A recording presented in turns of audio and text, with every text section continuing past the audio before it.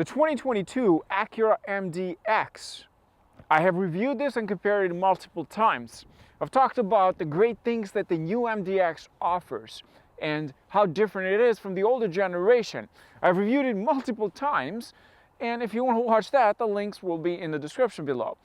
From all those reviews, I've learned some of the things that the Acura MDX should have offered and the things that disappointed me. No hate here. I'm not talking about things that I hate. Hate, it's not part of this video. I want to talk about things that I think Acura should have offered in this competitive three-row market. A lot of SUVs out there, a lot of three-row SUVs. Even vehicles that were before 2 rows now are turning into 3 rows. And it's becoming extremely competitive. How do you compete with vehicles like the Kia Telluride or the Hyundai Palisade? They are more so luxury than they are standards. They offer so much, and it's hard today for buyers to figure out which one is worth even buying at this point. Because at the end of the day, it's also about features. Which one offers the most for the money? That's what it comes down to. And this is what I want to talk about today, the Acura MDX. And what I think Acura should do better for next year, things that they should offer. Again, no hate at all. I like this vehicle, but I think they could have offered a lot more. So let's talk about the things that I think Acura should have offered in this 2022 model. And let's start first with the engine.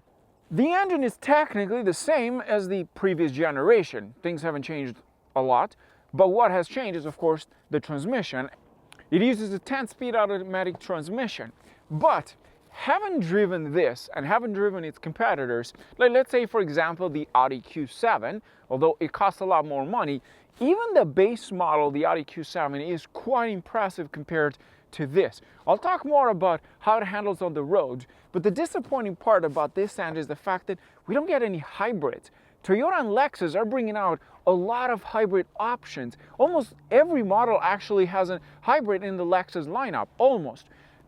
Acura is behind. I understand the electric part, it's hard, and I understand hybrids are very expensive to make and to build. But looking at the market, buyers are looking for more and more hybrid models, something that the Acura doesn't offer. I believe the previous generation did offer. This is just a standard. I understand that they will maybe move towards an electric market, but it would have been nice to have an option when it comes to hybrid, because I'm sure there's a lot of people interested out there. The next thing that I don't like about the MDX is something that I've mentioned previously in other videos, and I'm sure a lot of you guys will agree with me on this. First of all, what does it offer? Well, you do have hands-free tailgate, and you also have the option to press this button on the side here, walk away, and the tailgate will close automatically. And most important, you have great space here, and you can also remove the actual cover and give you more space underneath. I don't want to go too much in detail because I've already covered it, but you know exactly. What I find disappointing is the fact that the MDX is a 3-row SUV, doesn't offer automatic folding from behind. A lot of people want to have that option. A lot of vehicles out there, even non-luxury vehicles, offer such option. The disappointing part is that this is technically a luxury vehicle. That should have been added to this model. Hopefully next year Acura introduces that option in the MDX, but that's another thing that disappointed me with the MDX. The next thing that disappointed me with the MDX is the second row. I understand they've added a climate unit in the back, and you can also control it through the actual phone, a very smart technology, but you don't get any ventilated seats in the back. That's another disappointing part. I know the camera person went like, what? Yes, it's true. It doesn't have. My camera person sees a lot of cars that I review, and that's pretty much in other vehicles. I think the Kia Telluride has it, the Hyundai Palisade has it. They had an opportunity to learn from all the competitors, and they didn't. With the Ace-Pack, we don't have it, but fortunately we do have heated seats in the back, but it doesn't have any ventilated seats.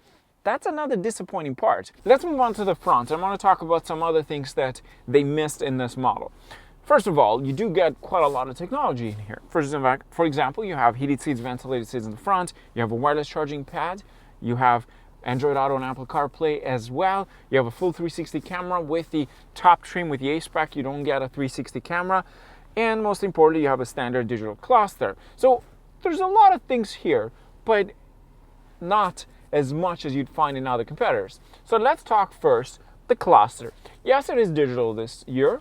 Yes, it looks nice and sharp, but there's not much you can play with it. So for example, in the Audi Q7, you can actually get a full map displayed in the cluster. In here, it only changes layout when you change modes. And you do get some extra features. So for example, the all-wheel drive system in the vehicle, the fuel efficiency, the G-force, and so on. So you can play around. But most importantly, you don't get more information in there. So as I said, the map would have been another added feature to make it very useful. With the A-Spec, you don't even get a heads-up display.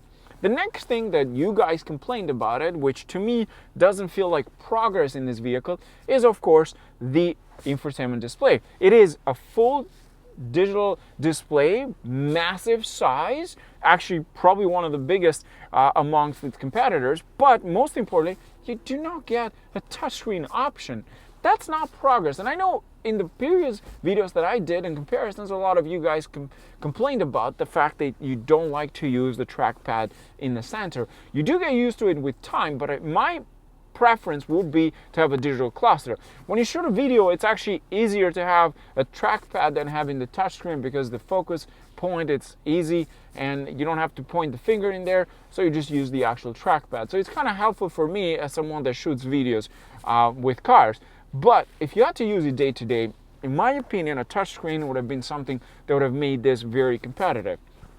The next thing that I find disappointing with the Acura MDX is the fact that it doesn't offer the rear view mirror that turns into a full LCD with a camera in the back. That is offered in so many vehicles. The actual Ram 1500 T-Rex had it, a big pickup truck. When you have a vehicle this size, that kind of feature is very, very useful in my opinion. Something they missed out and offered in this vehicle. It's a luxury vehicle. We're not talking about a Kia or a Hyundai here, or even the Honda for that matter. We're talking about a full luxury vehicle. That's what they claim to be. Now that could be discussed further in a different video, but at this point we're going to stick to what they tell us and what this vehicle offers.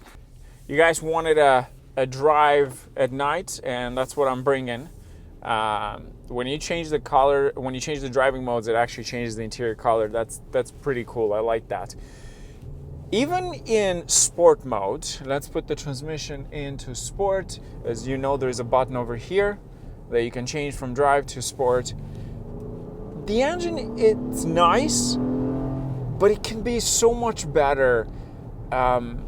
It can do so much better. I understand the Type S is going to come and it's going to be more powerful. I understand that, but I think they could have offered a bit more spicier and a bit more power in here. So let's say about 320 or even 350. There would have been a slight increase on power. I'm not saying that the vehicle is slow in any way, but it doesn't feel as aggressive as it should. And that's the only disappointing part about the engine itself. On top of that, as I said, the hybrid option, it's so important because today so many manufacturers are offering hybrid. When you need to push it, it has a bit of a kick, that's for sure. I think the Type S will be, if you don't know what the Type S is the actual sport version. So as the TLX, for example, has it, they're going to bring this one with the Type S, which is performance driven. There's better suspension system. But overall, what I think with this specific model, they could have offered a hybrid. A hybrid is something that a lot of people have asked for and a lot of people want it, but unfortunately, they didn't add that to this year. That's the disappointing part about this. It's very competitive at this point, but I think it would have given Acura an edge if they have offered those features that I mentioned, especially with the hybrid option. That would have been very competitive vehicles. OEMs right now are bringing out a lot of hybrid options. Toyota is technically the leading manufacturer at this point. Almost 60-70% of their lineup is actually full hybrid. So that's the disappointing part. Will they offer in the future? We don't know. They haven't said anything. Hopefully they do. I don't know if they will, but that, in my opinion, it's something that they need to look into, because hybrids right now are pretty hot. The Toyota RAV4 Prime is selling like hotcakes. You can't find them in a dealership. You can't find them sitting in a dealership at all. There's nothing. I'm trying to review one, and most of the dealerships have actually sold out. So again, that's something to keep in mind. Like, that just shows you the market is interested in hybrid. It's interested in plug-in hybrid. I think that's something that I found disappointing with this car. Overall, I think the car is great and it's very well positioned, but to actually take over that market, I think Acura could have done slightly better. Again, this is not a hate video. I don't hate this vehicle in any way. I just think those are things that we need to sort of criticize the vehicle, the brand itself, for not offering that. And I've said it in other videos and you guys have agreed to it. It's such a great brand. I think they could have done a little bit better and could have blown away a lot of us in terms of the tech features and so on. Again, the Kia Telluride and the Hyundai Palisade, they're just killing it. Yes, you could argue about how reliable those things are going to be. We don't know yet. And of course, how the market is going to respond in terms of the resale value, we don't know yet.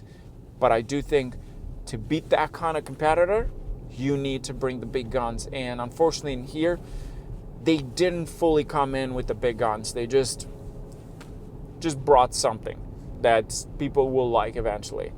With that in mind, thanks for watching, guys, and stay safe. Cheers.